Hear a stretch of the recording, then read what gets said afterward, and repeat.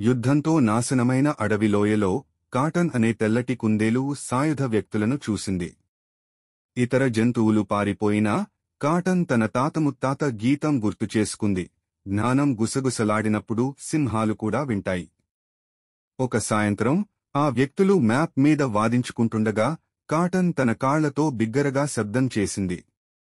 కోపంతో చూసిన నాయకుడు కుందేలు నోట పూర్తిగా గుండె ఆకారంలో ఉన్న ఆకు పట్టుకుని ఉండడు చూశాడు.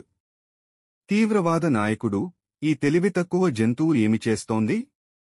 కాటన్ చేష్టల ద్వారా ఆకు వదిలి ప్రమాదం ఉన్నా కూస్తున్న పిట్ట పిల్లల బుట్ట దగ్గరకు హాప్ అయింది.